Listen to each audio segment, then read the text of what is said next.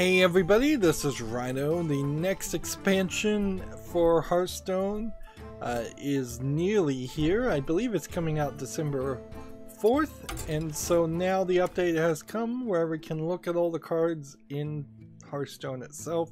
So now is the time to look at them and start thinking about what kind of decks I would like to build when the next expansion is available. So to see the cards, you go into crafting mode, then you click include what does that say? Uncraftable cards. My TV is too far away and my eyesight seems to be getting worse by the day. So once you click on include uncraftable cards, you can click Rumble here to see the newest expansion. Last time we did Hunter, this time we'll be looking at the Mage class cards. And so now we can look at the cards. So first card we have is a 0-mana spell called Elemental Evocation. It's a common class card. The next elemental you play this turn costs 2 less. Now the thing about elementals is the only real strategy or synergy that I've seen with them so far is that you kind of could make an elemental deck as the mage, and you would have to be almost all elementals to that way you could use them efficiently. There is a hero replacement card for the mage that I believe gives all elementals lifesteal, so when they attack they also heal your hero. That makes them pretty powerful, but that's a pretty late game strategy, and it hasn't worked as well as you might think it should have, because there really haven't been a lot of elemental cards worth playing. Maybe in this next expansion that's coming up, or maybe in the expansion after this next expansion, we'll start to see a few more elementals fill in some gaps that I feel like are there. It'd be kind of hard to make a 30 card deck just full of elementals. But what else does Mage have going for it? It's either play elementals or go freeze Mage and play spells that freeze people, or just go aggro Mage and try and do as much damage as possible.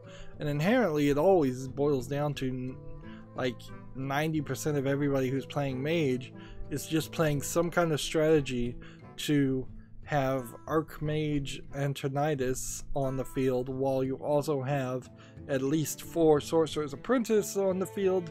That way you can play a Fireball spell card for free, and with Archmage Antoninus' special ability, every time you play a Fireball you get another Fireball, and with the Sorcerer Apprentice's special ability the cost of that Fireball is 0, so you can take any opponent from having 30 health or more. In fact, you could have an infinite amount of health and it would not help you in that scenario. So it just feels like a cheap victory that you have to always be afraid of your opponent playing.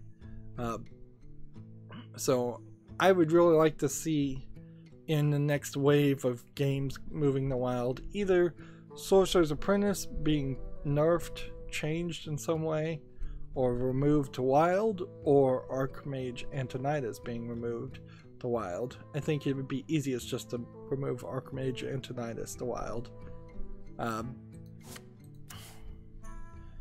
Next we have a 1-mana 1 attack 1 health minion called Daring Fire Eater. As a battle cry, your next hero power deals 2 more damage. There's maybe a card out there that would give your hero ability the ability to do lifesteal. I think the hero replacement card might do that. This is kind of weird because inherently there at some point in the future might be a hero replacement card where the mage doesn't do any damage at all. And so when you play this, what would it do then? 2 damage plus something else? I know that there's a card that makes your fire, your hero ability freeze people on top of doing damage.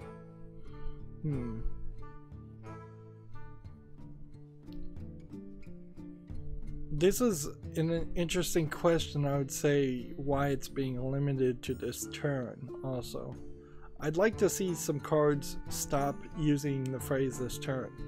This is a kind of great card if you could play it on the first turn as a mage, and then your next turn you could do 4 damage with your Fire Blast, or 3 damage with your Fire Blast hero ability.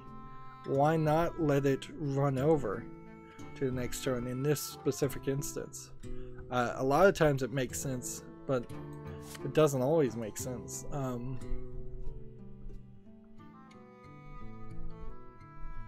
But I still like the limitation of it not particularly giving your hero power always +2 damage. That there is middle ground there to make a new class of cards or style of cards. Moving on, we have a 2 mana 0 attack 3 health minion called Spirit of the Dragonhawk. Stealth for 1 turn. So we've seen a stealth for 1 turn for every hero class so far.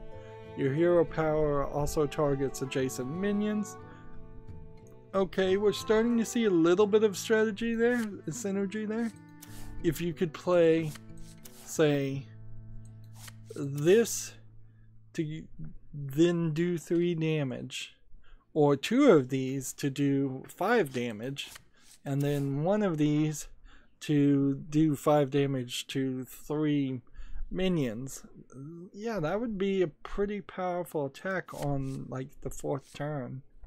That'd be about when you'd have to play it, is 4th turn. Maybe you could get it down to the 3rd turn, but nah, it'd have to be at minimum 4th turn. Next we have a 3 mana 3 attack 4 health minion called the Pyromaniac. Whenever your hero power kills a minion, draw a card. This sounds like a good card, certainly. Anytime you draw a new card, that's usually very helpful. Particularly in that specific meta deck where you're looking for Sorcerer's Apprentices and the Archmage Antoninus. Playing something like this early on could get you a few more cards and move you towards what you're looking for, which makes that annoying deck even more annoying. But it does make it quicker, so there's something to be said there. Next we have a 3 mana spell called Splitting Image. Yeah, Splitting Image. I thought it might say Splittering Image, but no, it says Splitting. Secret, when one of your minions is attacked, summon a copy of it.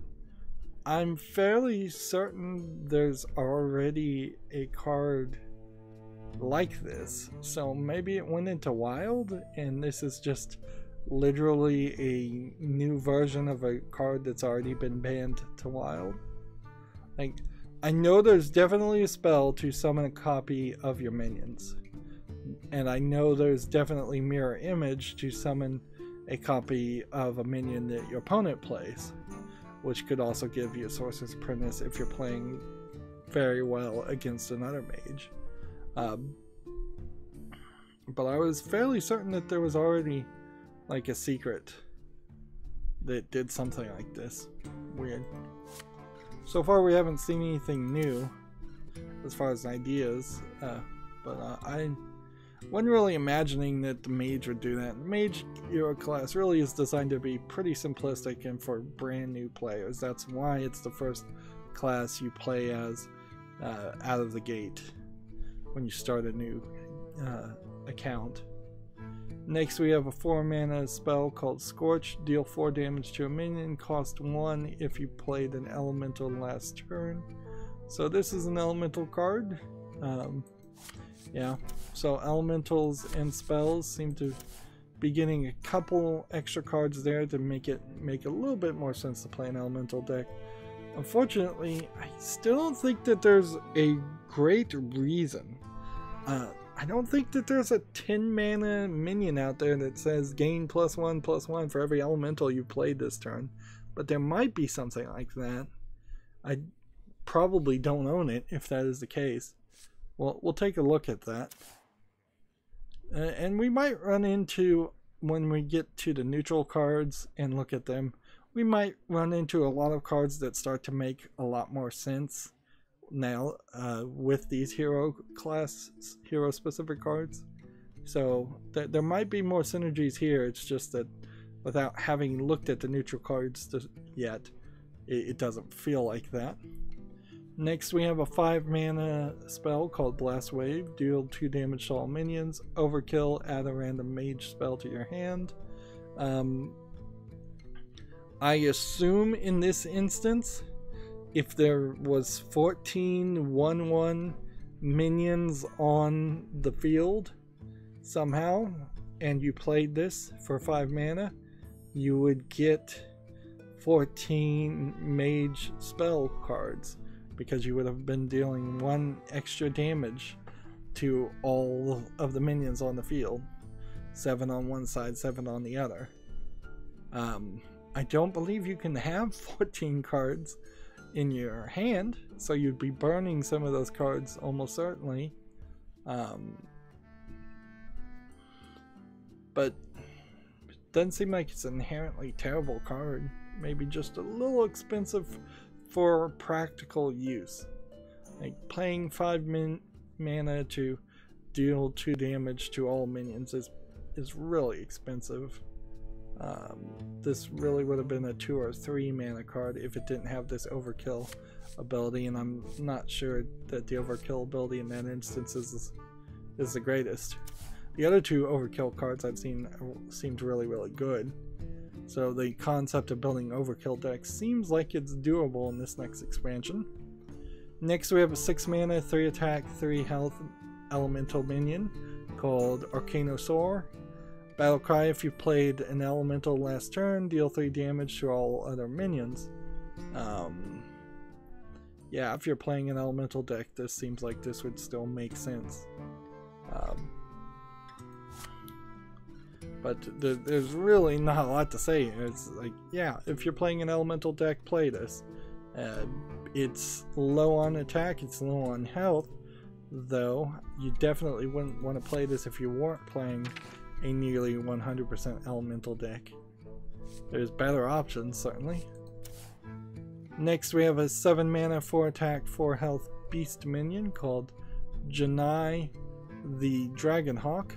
Battle cry: if your hero power dealt 8 damage this game, summon Ragnaros the Fire Lord. That's kind of insane. Like, depending on what they mean by dealt 8 damage. Like, what I'm thinking when I see dealt 8 damage would mean that you would have had to gotten your hero power up to dealing 8 damage in one single action and attack. But the more I think about it, I don't think there's a way that could have ever happened.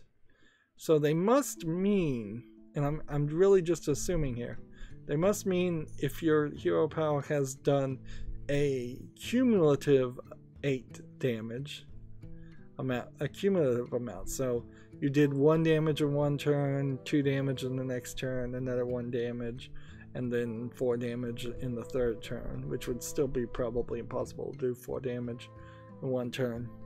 If in total all of it added up to 8, that kind of makes sense, but it still doesn't make a lot of sense. Because let's count here, this is a 7 mana spell. You're going to, on the first turn, not be able to use your hero power. So on the second turn you could do 1 damage. On the third turn you would have to play a 1 mana spell to get your damage higher to do more than 1 damage.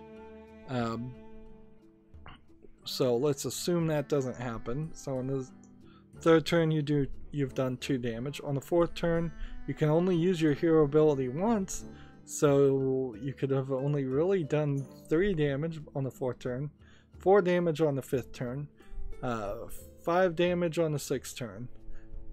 you're 3 damage short by the time you make it to the 7th turn, and you could play this card. You would have to get very lucky with, let's see, your next hero power does 2 more damage. You'd have to do this. That would get you 6 if you played this card twice. And you'd have to get lucky with these cards here to do more damage. Theoretically, if you played these 2 and this on the 6th turn, and then you played 1 attack, that would be 5 damage times 3 minions to 15. So without those other cards, there's no way you activate this battle cry. And I don't think it's even really worth it at that point. Let's just be honest here. 4 attack, 4 health, and maybe you get an 8/8 Ragnaros the Firelord. Ragnaros the Firelord can't attack. So he just randomly does 8 damage to an enemy character, whether it's the enemy hero or it's an enemy minion. That's not great.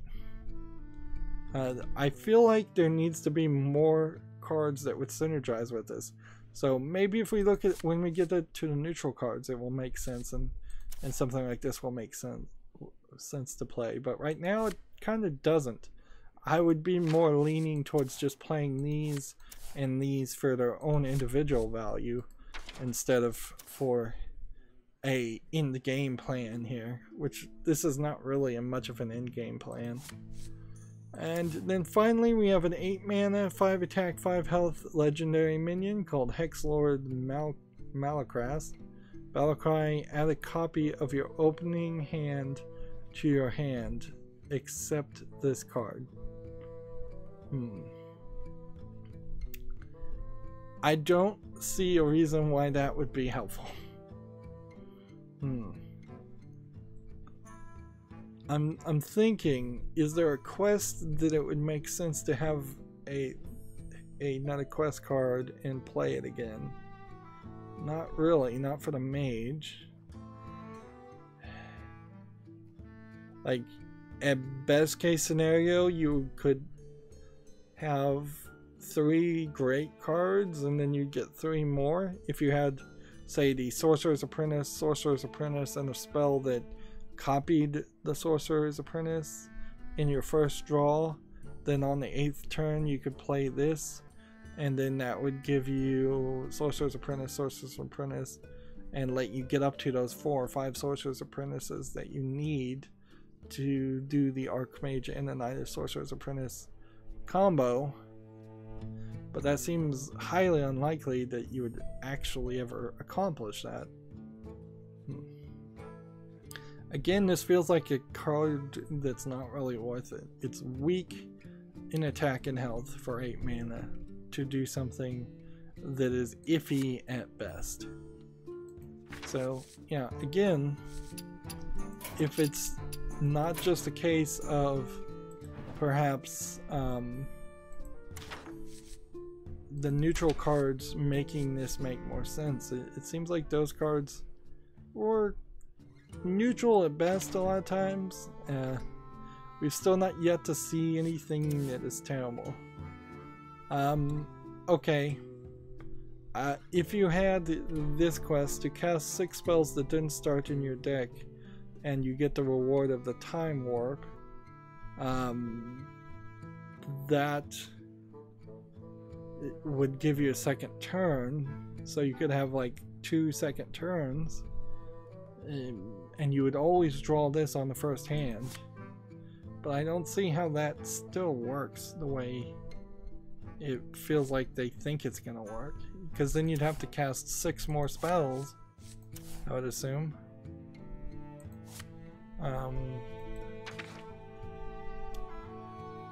Trying to look here and just see if there's anything that makes a lot of sense Here's Sorcerer's Apprentices that reduces the spells by 1 all the way down to 0. I think you could nerf this easily and just say reduce your spells by 1 but no less than 1, so that it still costs at least 1 mana to cast spells. Not that that would probably change too much. It would still be very easy to play this with Archmage Antoninus.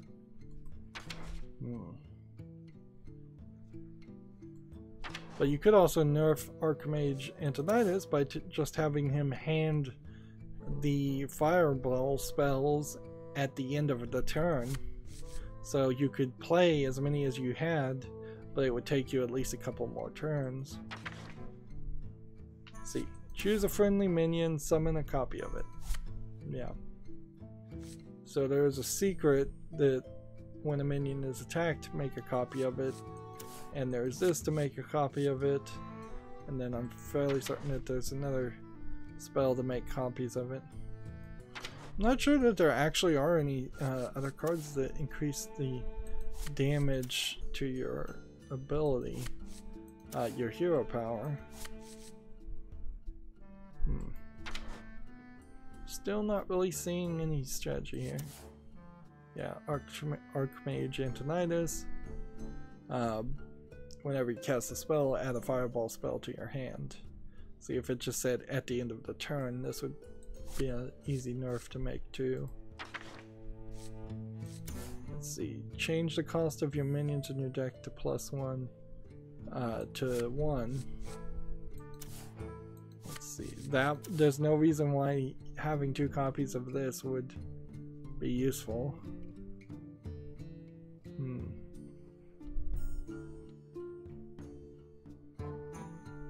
Yeah, that doesn't change anything. Let's see. This deals 1 damage still. If it kills a minion, it summons a water element. Your elementals have lifesteal this game. So if you are going to play an elemental deck, this would be the card to play. Which kind of makes it make very little sense to play elementals outside of the mage class. And if we just look at the elementals that are available for the mage, you've got 3 pages, so 17 cards. That's enough to make 30 cards probably.